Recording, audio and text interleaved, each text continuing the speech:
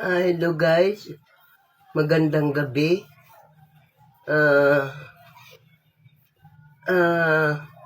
Sana nga po ang maihatid ko lang sa ngayon yung mga anak-anak, wag naman sana nila abandona yung kanilang mga magulang. Alagaan na lang nila ito. Di ba sila naawa? Na kung kailan matanda na hindi na kayang magtrabaho, kahit hindi na kayang kumilos, bigay nila doon sa old age. Lalong malulungkot sila doon. Kaya, huwag naman, sana. Maawa na lang kayo sa inyong mga magulang. Hindi na marami, no? Pag-alagala, inahayaan lang ng mga anak.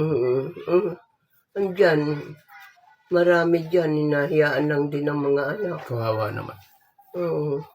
Huwag naman sana. Kasi kami mga magulang, hindi namin pinabayaan ng aming mga anak. Pinalaki namin, lahat. Ginawa namin ang lahat para lang lumaki sila at magkaroon sila ng buhay. Kaya, sana nga lang, ipaabot ko sa mga anak na wag naman, maawa naman sila sa mga magulang nila. Respetuhin naman nila kasi hindi sila naging tao kung wala yung mga magulang nila .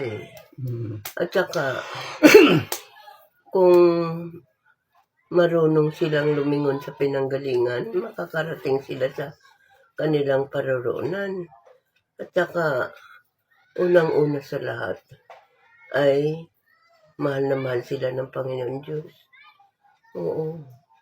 Mamahalin sila ng mahal na Panginoon Diyos at saka masiswertein sila sa buhay kapag yung mga anak na nag-aaruga sa magulang, nagmamahal sa magulang.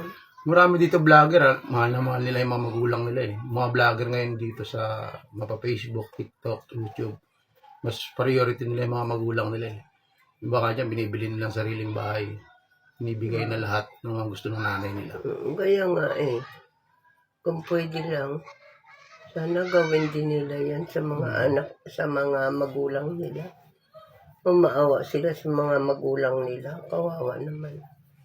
Ayan ang pahatid ko sa inyo guys. Oo. Lalong-lalo na po sa mga kabataan ngayon. Iba na kabataan ngayon. Yun lang pahatid ko sa mga kabataan ngayon. Yun lang po. Maraming salamat po guys. Maraming salamat. God bless.